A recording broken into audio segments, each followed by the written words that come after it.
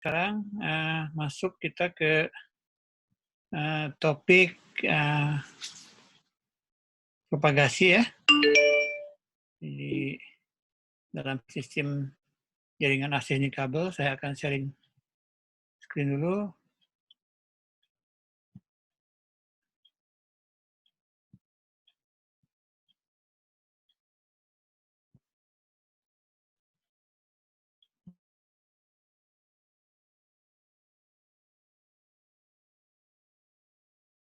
Saya sudah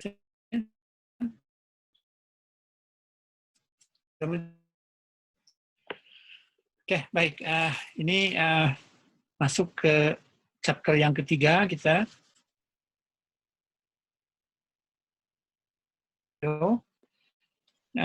Perlu saya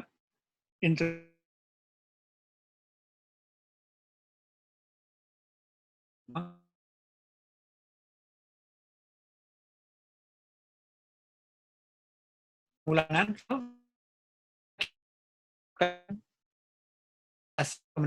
yang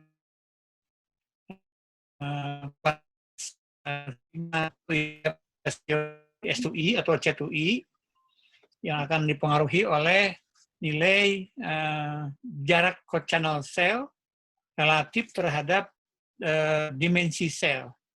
Nah, di sini kita ada satu parameter yang harus kita ketahui, yaitu bilangan alfa dalam bilangan ini, misalnya sinyal itu akan mengalami penurunan dengan bertambah jarak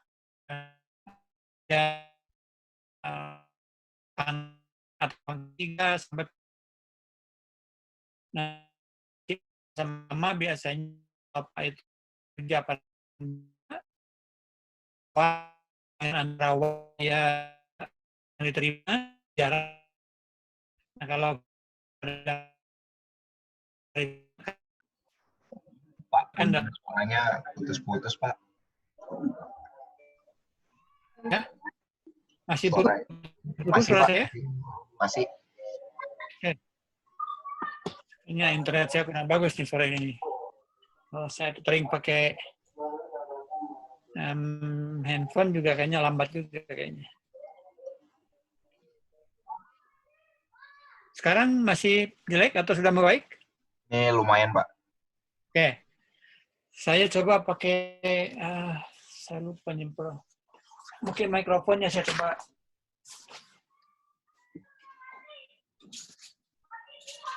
Saya coba pakai eksternal nih, kalau bisa. Mungkin benar-benar bisa memperbaiki. Saya dikasih mikrofon.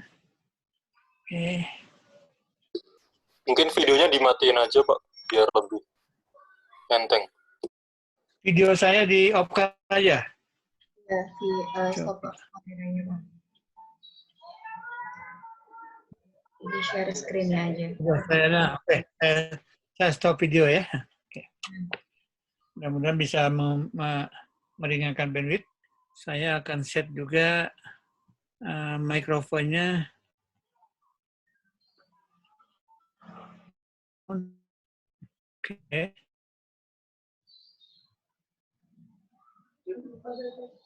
Oke, saya pakai mikrofon yang punya pengarahan direksional nih. Kedengaran sekarang bagus suara saya atau enggak? Jauh lebih bagus, Pak. Lebih bagus sekali ya. Oke. Oke. Baik, kita lanjutkan kuliahnya. Jadi kenapa kita akan perlu untuk memahami bagaimana propagasi? Karena untuk supaya kita bisa menghitung nilai kualitas sinyal, jadi kualitasnya itu diukur secara kuantitatif dengan menggunakan nilai S2I. Nah, ini kan S2I akan ditentukan juga oleh besarnya nilai D, jarak antara co-channel sel, dan nilai R artinya besarnya cakupan atau coverage dari sel ini gitu. Nah, di sini kita tentu kan harus tahu hubungan antara kalau jaraknya bertambah sejauh dan misalkan berubah dari D0 referensi pada titik D0, kemudian kita bergerak pada titik D, yang menjauh dari D0 misalnya. Nah, itu sinyalnya berapa banyak turunnya gitu. Nah, kalau pangkat 2, pangkat 3, pangkat 4, pangkat 5 itu yang mengatur itu. Nah, sekarang yang akan kita bahas adalah bagaimana kita tahunya gitu, bahwa penurunan level daya seiring dengan bertambah jauhnya atau bertambah dekatnya jarak, itu ada suatu hubungan yang diatur oleh kuantitas alfa dalam pangkat. Nah, kalau kita bekerja pada bilangan logaritma, misalkan jarak dilogaritmakan log D gitu, maka alfa kalau udah masuk ke log menjadi log. Nah, yang harus ketika nilai alfa kita atau diberi kemarin kan nah lihat atau tentukan nilai gamanya atau apanya gitu. Oke. Kemudian juga, nah ini contoh ilustrasinya seperti ini. Jadi kalau dalam komunikasi nirkabel itu lintasan yang mungkin terjadi antara access point atau base station BTS dengan user bisa dilihat ilustrasinya seperti gambar yang sebelah kiri atas ini yang besar, itu hampir dipastikan akan banyak lintasan karena setinggi-tingginya tower dari satu di ujung user di situ karena dia akan melakukan komunikasi tanpa tower kan, kita menggunakannya langsung, jadi akan tentu sinyal yang propagasi dari BTS ke arah user akan mengalami banyak lintasan, termasuk di situ nanti akan dibahas ada pantulan, ya, ada scatter masuk ke pohon misalnya. Kan bisa juga penetrasi ke dalam gedung, nembus ke gedung misalkan, menerobos gitu, nanti keluar lagi di ujung di balik gedung yang sebelah belakang misalnya, seperti itu. Gitu. Nah, kemudian gambar yang kanan ini apa artinya? Nah, ini kita bisa menyebutnya lebih padat lagi kalau dalam area urban misalnya. Kita sebutnya sebagai non-line of sight, gitu, end-loss. Gitu. Nah, yang sebelah kiri boleh kita katakan sebagai kalau tidak terlalu padat atau apalagi misalnya di daerah yang bebas dari obstacle gitu, maka kita bisa menyebutnya sebagai kategori ada line of sight. Tapi line of sight juga tentu di situ bisa aja melibatkan pantulan gitu ya, karena banyak objek di sekitar transmitter atau receiver. Oke, baik. Kita akan lanjut ke topik mengenai, ya ini gambaran-gambaran dulu ya supaya kita punya bayangan. Kalau untuk contoh dalam slide yang saya tayangkan sekarang, ini untuk satelit misalnya. Nah, kalau untuk satelit kita tentu karena satelit itu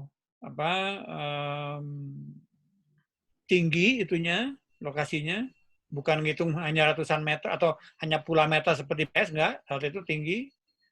Kemudian stasiun buminya biasanya juga dipilih lokasi yang tidak terhalang oleh gedung. Biasanya kalaupun contoh misalkan Telkom kan membuat stasiun bumi kan di Cibinong gitu kan supaya tidak terlalu ramai oleh noise dan juga tidak terlalu banyak hambatan dari gedung-gedung tinggi gitu. Nah, kita bisa mendefinisikan line of sight gitu. Satu lintasan saja gitu. Nah, dalam kenyataannya kita coba analisis nanti bahwa propagasi pada jaringan kabel yang melibatkan banyak lintasan. Ini gambar yang sebelah kiri itu menunjukkan karena anak panahnya ini mengarah dari user ke arah BTS, berarti ini arah uplink. Ya. Ini kita ada mobil user di sini. Kemudian sinyalnya kalau antenanya omnidireksional, misalkan karena mobil user kan sebagai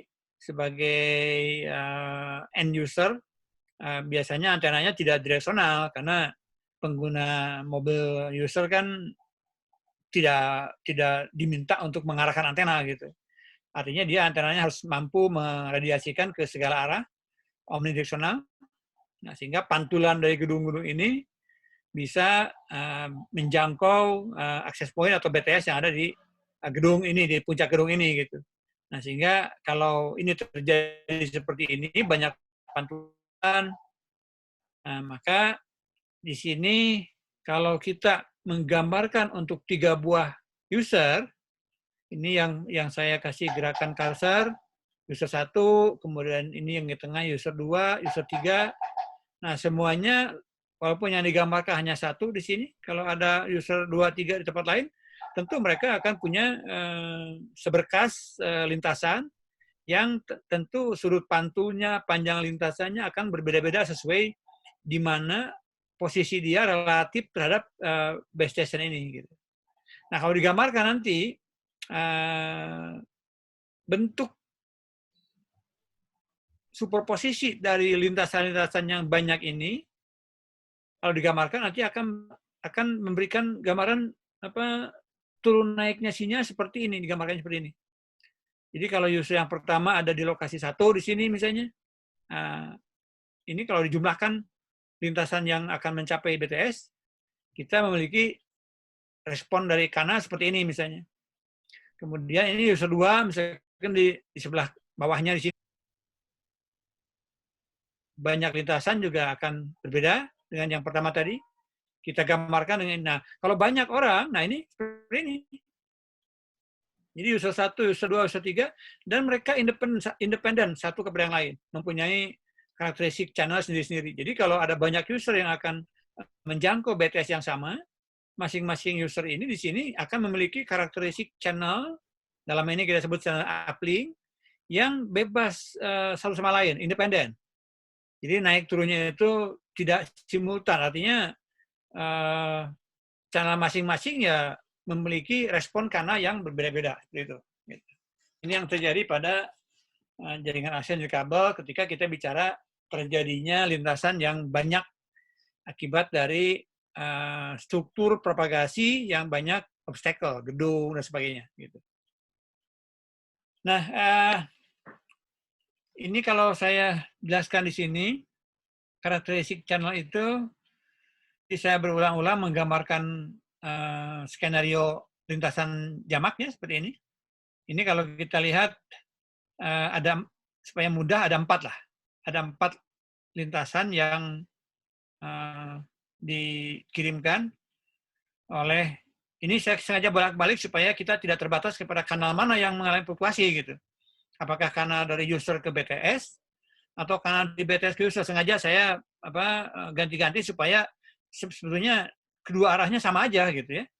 Jadi baik kanal yang ini digambarkan dari user ke arah uplink ke BTS sama mengalami banyak lintasan. Demikian juga yang digambarkan di sini, ini kanal downlink. Karena pancaran dari BTS ke user gitu. Sama aja, dia akan mengalami pantulan dari beberapa objek yang dilewati atau ya berinteraksi dengan propagasi gelombang, propagasi kanal gitu. Nah, ini kalau kita lihat fenomena yang terjadi pada user ini, kalau banyak lintasan, ada 2 hal yang harus kita pahami. Yang pertama tentu, ini kan gelombangnya gelombang sinusoidal kan, kalau kita udah bicara sinyal yang dimodulasikan oleh frekuensi pembawa, maka apapun sinyalnya, baik analog maupun digital, di sini kita bicaranya frekuensi carrier, frekuensi pembawanya. Misalnya untuk GSM di 900 MHz, kalau generasi ketiga UMTM misalkan di dekat-dekat 2 GHz, ini frekuensi carrier nih, gitu. Nah kemudian sinyal yang juga dipropagasikan ke arah gedung, misalnya sini, sama ini juga, sama merupakan sinyal yang sudah menjadi frekuensi RF, radio frekuensi, gitu. Nah, kalau kita perhatikan nanti itu begitu, kalau seandainya ada 4 buah lintasan yang terjadi seperti ini, tentu yang akan diterima oleh antena user di sini akan merupakan superposisi atau jumlah langsung dari kanal carrier frekuensi yang memang sampai kepada antena receiver penerima di sini gitu, mobil gitu. Nah, dampaknya kita kalau menjumlahkan di sini ada 4 buah frekuensi carrier dengan fasa yang random, tentu fasenya kan di situ akan random. Karena kalau kita lihat kan jarak lintasannya aja beda-beda nih. Ini paling dekat berarti yang langsung ini. Nah, yang dipantulkan oleh gedung 1, gedung 2, gedung 3 kan fasanya bervariasi ini. Nah, tentu menjumlahkan buah gelombang sinusoidal di sini sama dengan kita menjumlahkan 4 buah gelombang sinus yang frekuensinya sama, tapi fasanya itu akan terdistribusi secara acak gitu. Nah, dijumlahkan, nah hasilnya itu bisa seperti ini.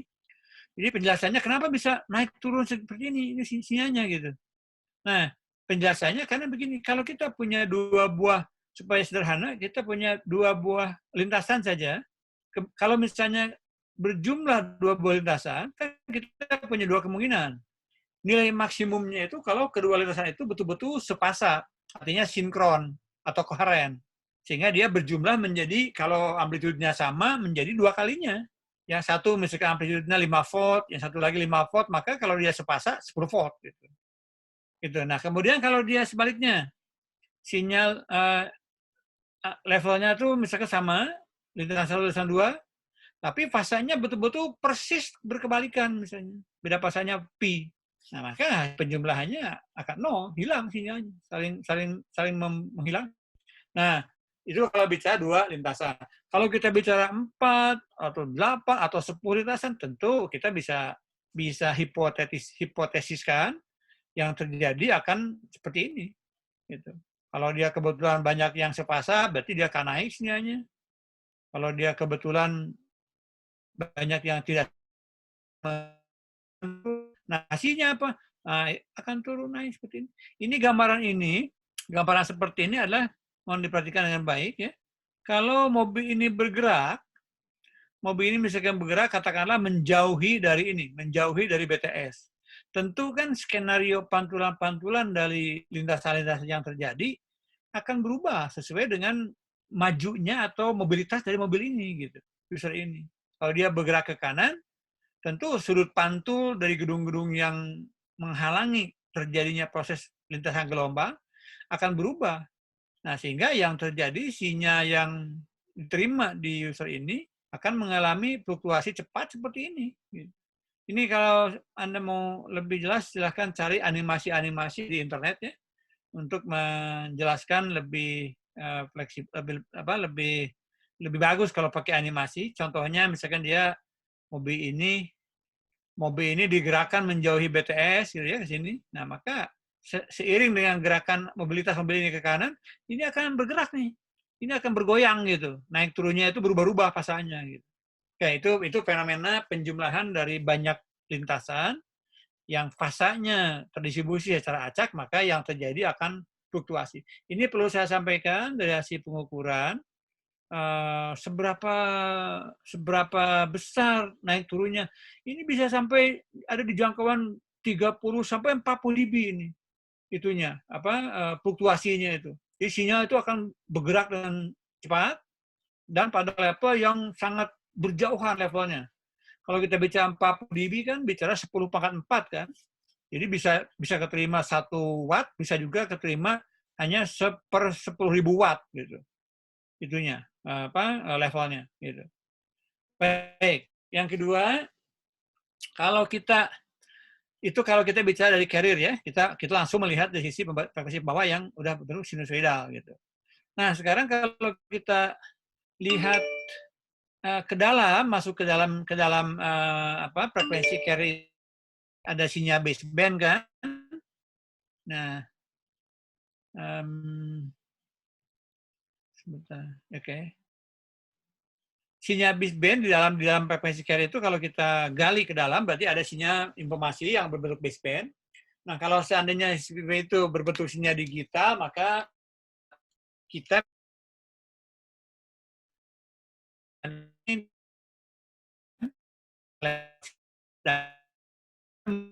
bit atau pulsa gitu. Kalau gelombang sinus frekuensi dia kan getar kan maksimal 904. Nah, itu frekuensi bawahnya. Itu masuk ke stepnya, di dalam sinyal pembawa tadi, tentu kalau kita tergantung kecepatan datanya kan. Kalau kecepatan datanya misalnya kita bekerja pada 2 megabit per detik, berarti kita akan melihat nanti di dalam sinyal pembawa itu ada deretan-deretan pulsa-pulsa digital. Kalau 2 megabit per detik itu artinya akan mengalir di situ pulsa-pulsa yang dengan kecepatan mengalirnya itu kalau 2 megabit per detik berarti ada 2 kali 10 pangkat 6 dalam 1 detik gitu.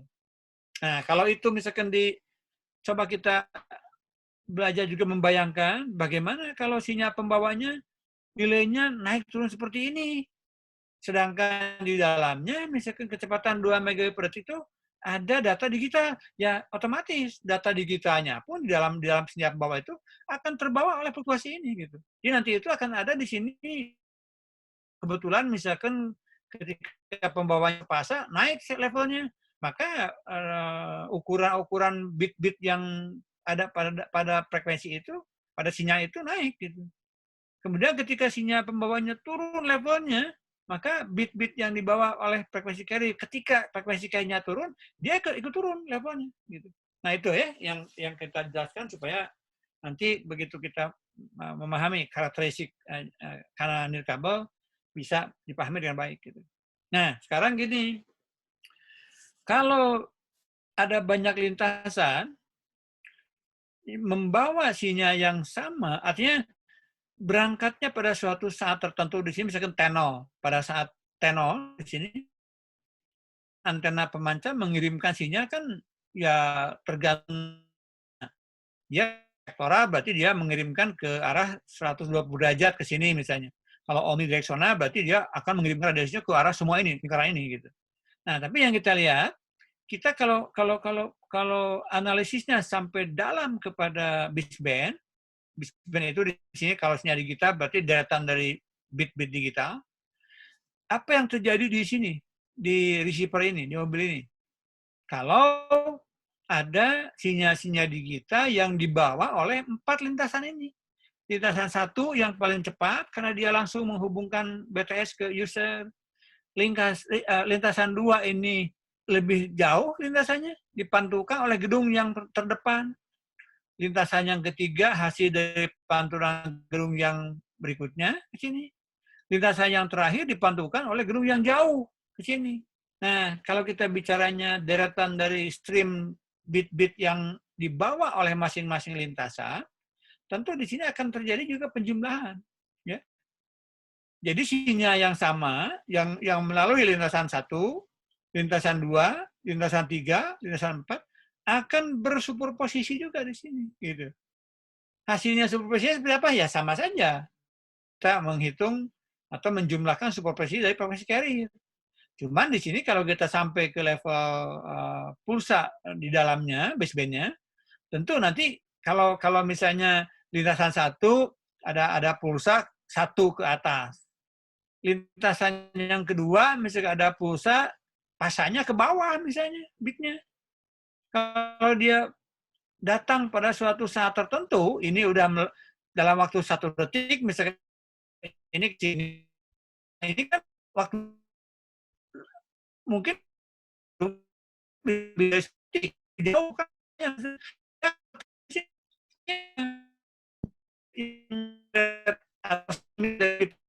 akan interaksi di depan oleh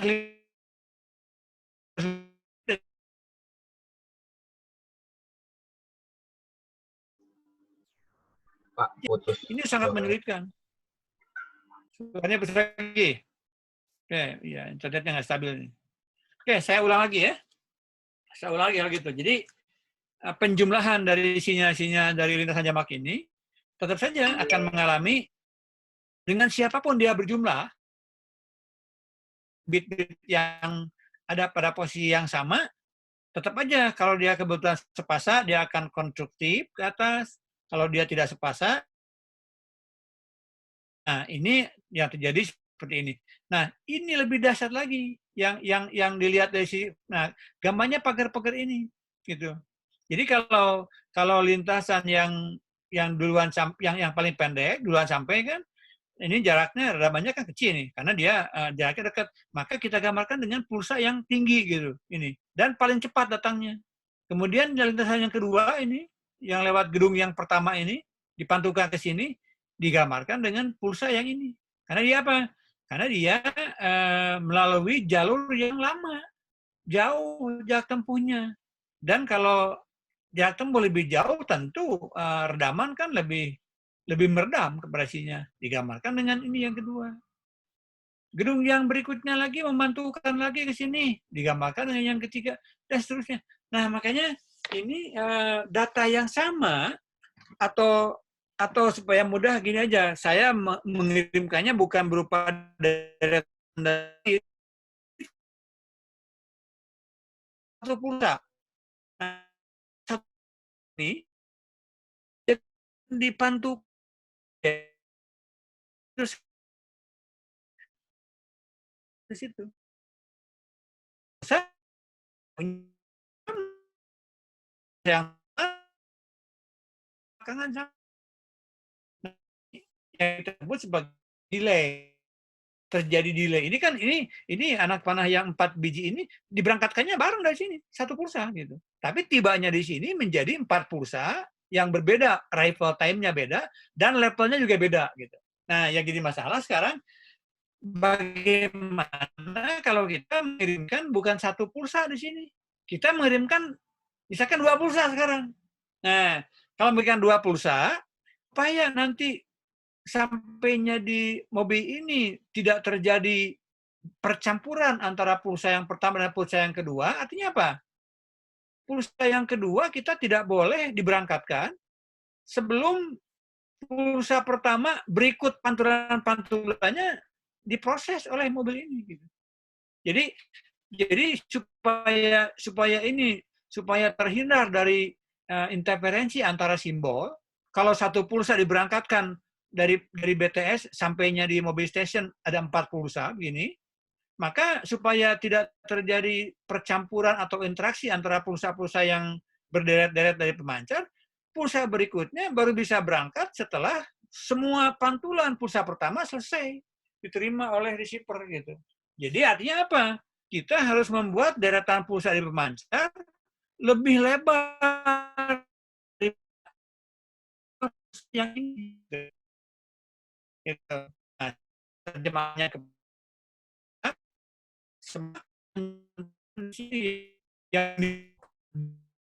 yang masih dampaknya apa?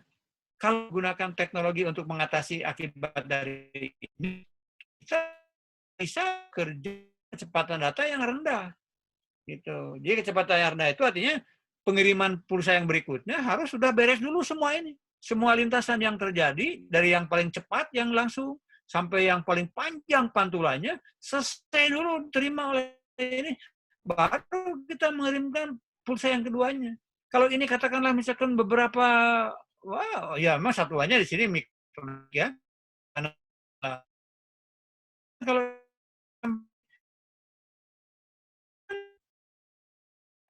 harus yang sebabkan kenapa kecepatan data pada internet yang menggunakan wireless itu cukup lama untuk kita bisa mengirimkan data kecepatan tinggi. Dulu di awal-awal jaringan akses digelar ya hanya bisa kecepatan datanya itu hanya beberapa puluhan kilobit per detik gitu. Itu yang terjadi ya. Jadi ini harus dipahami dengan baik konsep mental gitu. Sekarang membahas menjadi kelompok-kelompok kapan kita menghitung sinyal itu sebagai rata-rata, kapan kita akan masuk ke dalam fluktuasi yang cepat yang masuk ke dalam, dan kapan kita akan melihat sinyal sebagai deretan dari pulsa-pulsa digital yang mengalami delay seperti ini. Itu yang akan kita bahas ya. Oke, silakan kalau mau nanya dulu. Paham karena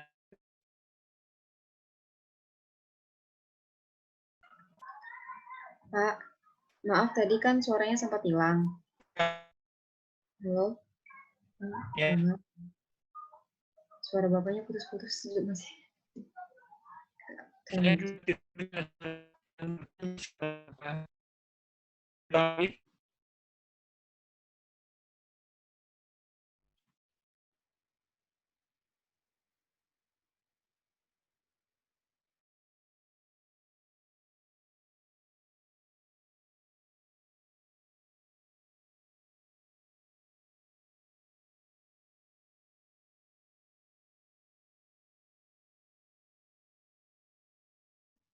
Saya lepaskan dulu sekarang share screen-nya.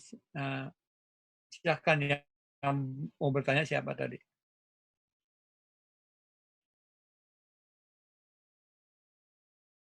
Saya Ana, Pak.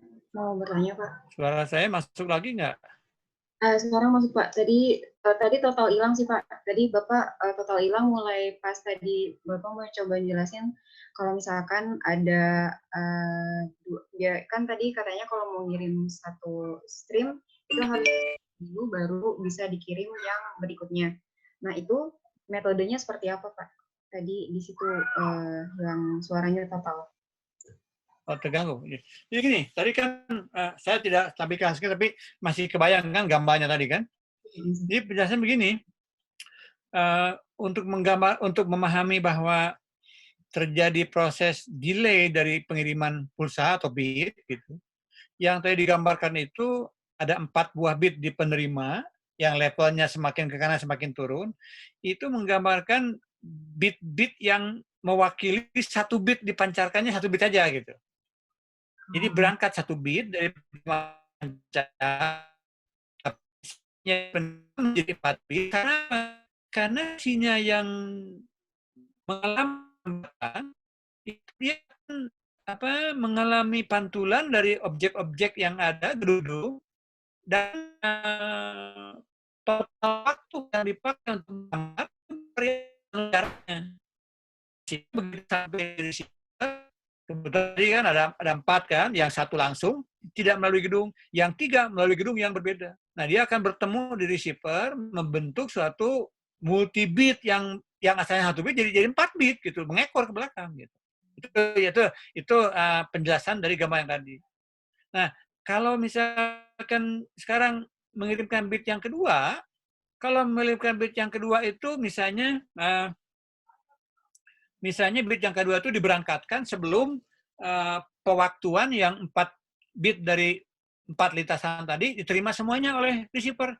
Tentu bit yang kedua kan akan bertabrakan dengan lintasan-lintasan yang tadi terdelay 3 atau 4 kali di belakangnya gitu. Nah, maksud saya gini, kalau ingin bebas dari kemungkinan bertabrakannya antara bit-bit yang sampai di penerima, kalau kita jangan dulu kita berpikir bagaimana mengatasinya ya. Nanti kan ada ekualisasi, ada macam-macam tekniknya kan supaya terjadi gitu. Nah, kalau dibiarkan seperti itu dan kita ingin bebas dari bertabrakannya antara bit yang satu bit yang lain, berarti bit yang kedua mau tidak mau harus diberangkatkan setelah 4 bit yang sampai di penerima selesai diterima. Gitu.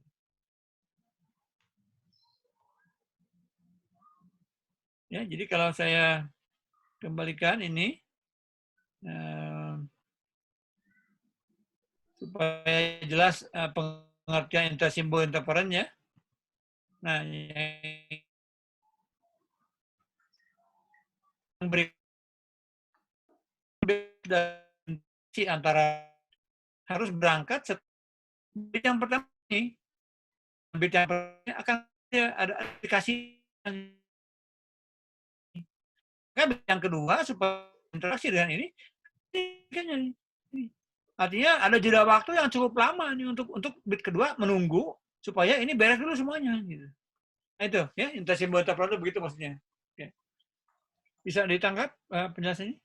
Oh, Pak, tadi pas Bapak mulai mau start screen sharing, suaranya hilang dan belum mulai screen sharing di saya, Pak. Maaf.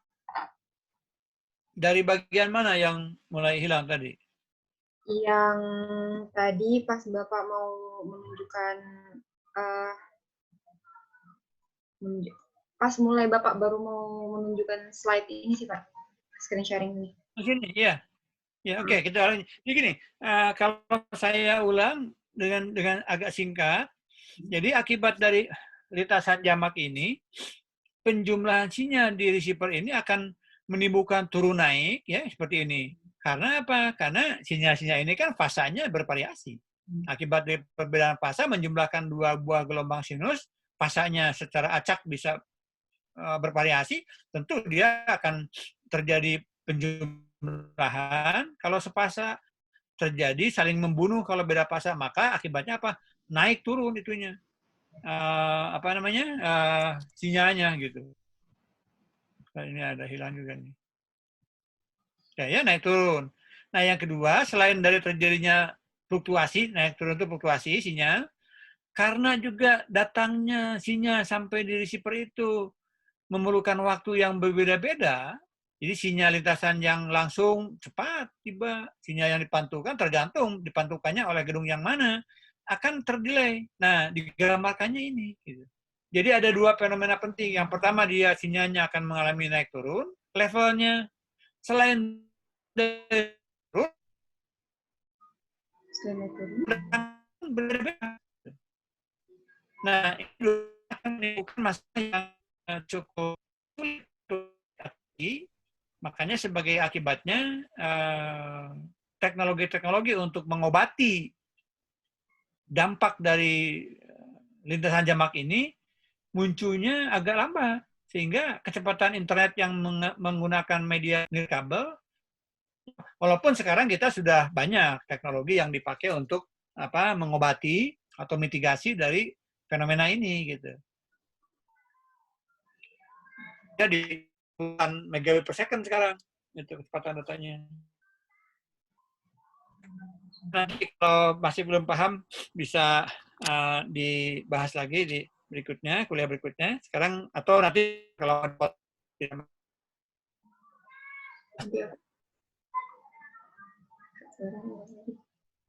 kedua ya alami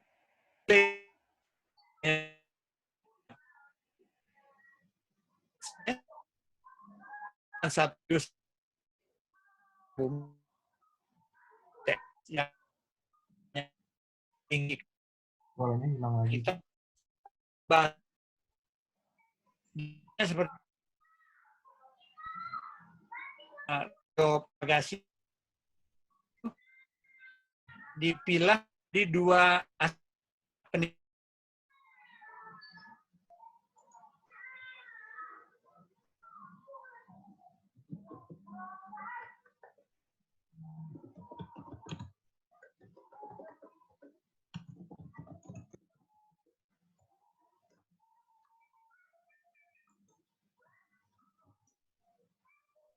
Suara saya udah masuk lagi belum sekarang? Sudah Pak, lebih baik dari tadi. Kayaknya internetnya terus saya ini IndiHome, saya pakai IndiHome.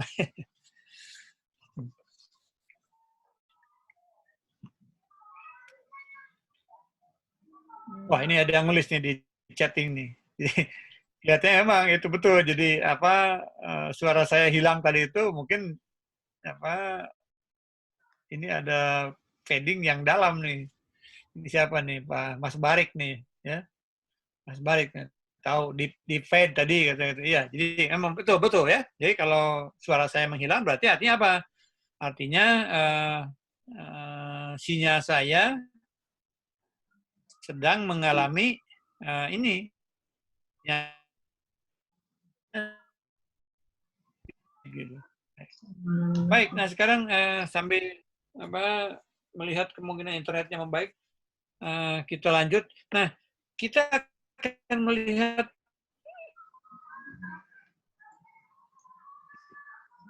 itu pertama, dan kita akan juga melihat skala kecil. Nah, dalam skala besar itu kita akan sampai bagaimana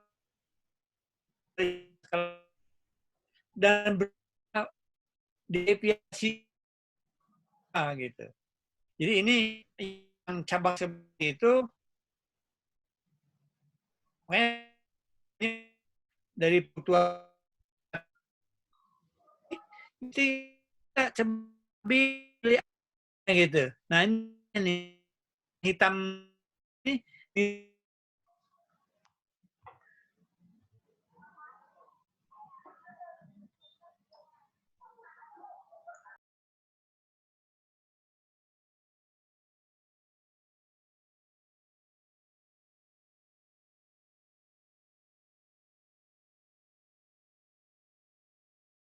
saya ngerti koneksi internetnya sangat-sangat jelek sore ini.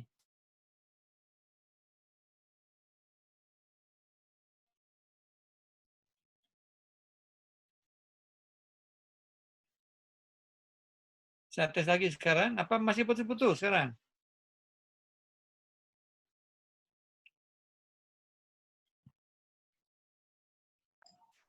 Biasanya setiap Bapak menampilkan screen sharing atau misalkan video Bapak, dia langsung kayak hilang gitu, Pak. Enggak. Tidak suaranya ya. Ini sekarang juga suaranya kurang jelas. Yang pakai cuma saya sendirian sekarang.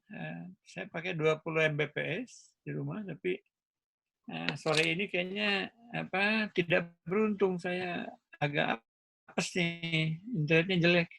Baik, kalau gitu kita coba lagi lah. Kalau dalam waktu 10 menit ke depan sampai jam 17 misalnya masih belum sembuh internetnya, gini aja, saya akan bagikan aja dulu materinya ya. Nanti mudah-mudahan di kuliah berikutnya saya bisa lebih efektif untuk deliver secara verbalnya gitu. Kita coba aja, kita coba kira-kira 5 atau maksimum 10 menit ke depan. Kita coba, kalau masih seperti ini saya kira tidak efisien kita kuliah. Saya akan bagikan aja nanti. Oke, saya coba lagi share screen ya.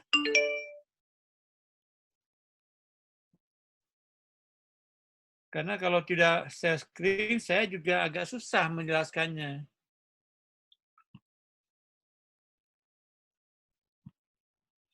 Siapa yang pro Zoom ini juga nggak tahu. Sekarang saya nggak bisa share screen. Di disable oleh hostnya. Oke.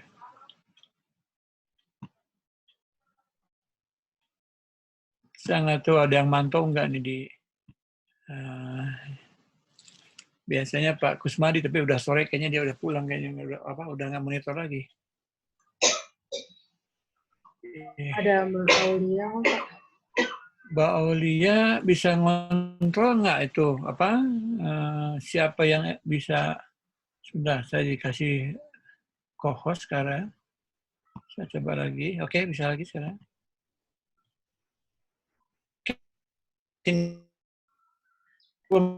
Dulu berikan. Baik, nah ini kita akan lihat fluktuasi ini. Ini yang fluktuasi, saya dapat lagi message, internet stable.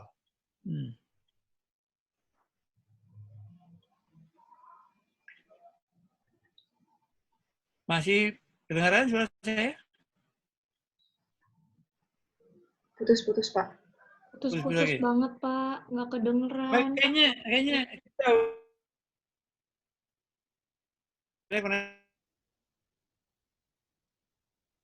kalian bisa ini saya di grup dulu. Silakan dulu aja. Udah nanti kuisnya bagus. Begitu. Bisa setuju nggak begitu? Kalau kan tidak jelaskan dengan kalau internet terus-terusan tidak stabil, up and down. Setuju masalah apa ya Pak tadi, Pak? Mahasiswa untuk saya. Kenapa? Gimana Pak? Setuju untuk apa Pak? Gimana? Nggak kedengeran Pak, sama sekali Pak. Saya coba lihat.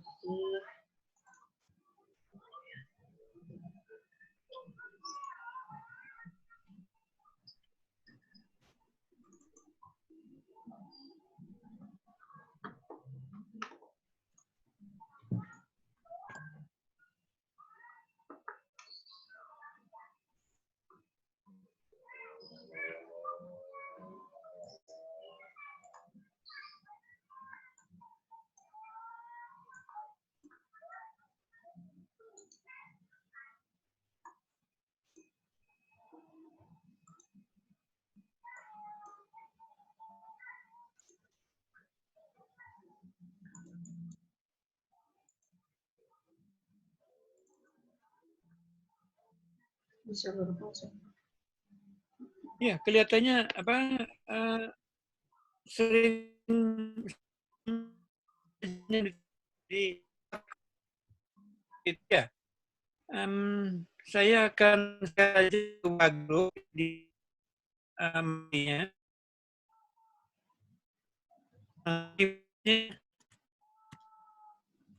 Ya,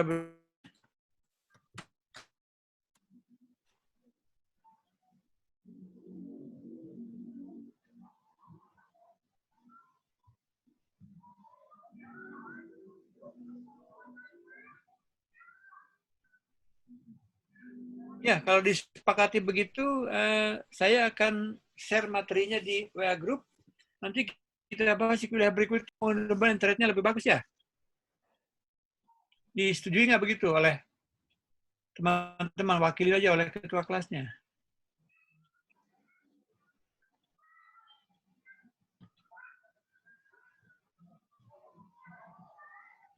Saya bagikan dulu aja dokumennya.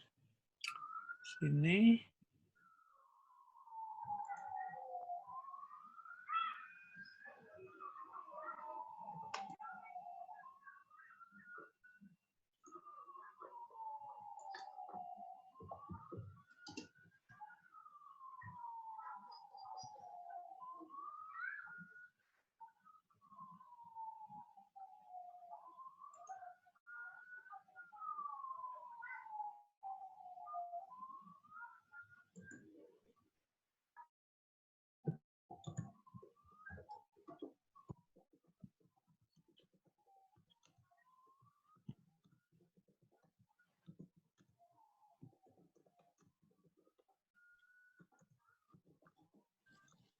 Oke.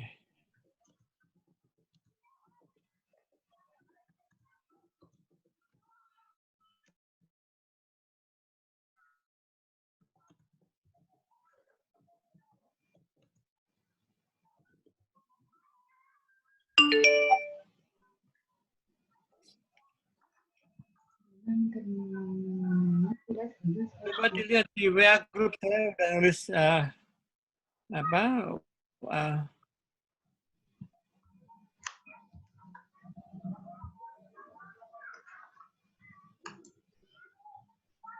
ya, karena internetnya tidak stabil, mungkin saya berikan aja materinya di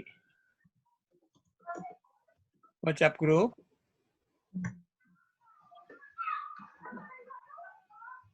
Baik, Pak. Sudah bisa dibaca nggak di WhatsApp Group, tapi kayaknya belum juga itunya, materinya agak banyak, 3 M, 3 megabit. Iya, belum terkirim, Pak. Belum ada muncul. Ya. Oh, sudah. Oke. Sudah. Masuk sekarang ya? Masuk. Oke, karena internet nggak stabil, jadi silahkan dibaca dulu. Nanti kita lanjutkan perbalnya ketika kuliah berikutnya. Saya berharap internet lebih bagus ya. Ya. Oke, kalau gitu saya tutup aja kuliahnya, hanya 1 jam sekarang. Silahkan Anda mengisi absensi aja masuk ke SIG, udah saya open sampai jam 18.15 ya.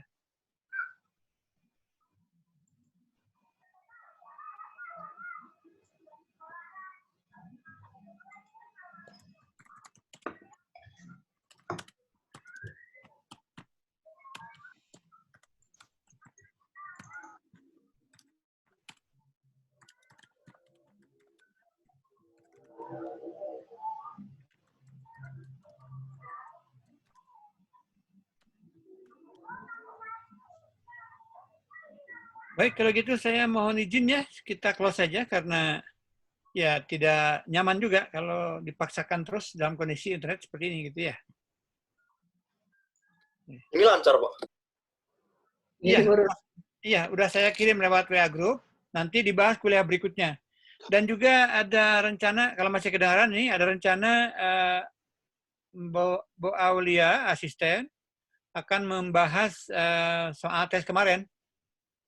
Ya. Jadi nanti mungkin di kuliah berikutnya, apakah saya duluan atau Bu Aulia duluan, diumumkan aja di WA Group ya, kapan melanjutkan kuliah, dan kapan untuk responsi tutorial untuk membahas tes yang kemarin. Ya. Pak, ini suaranya sudah lumayan jelas sih sekarang. Ya.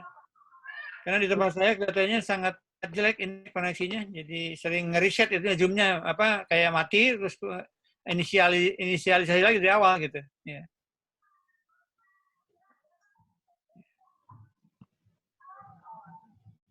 Ya, baik kalau begitu saya close saja kuliahnya. Kelihatannya materinya udah terdeliver di WA Group. Silahkan kalau mau dimanfaatkan sampai jam 17.40 dibaca sendiri juga boleh, silakan. Ya, kalau gitu saya close dulu.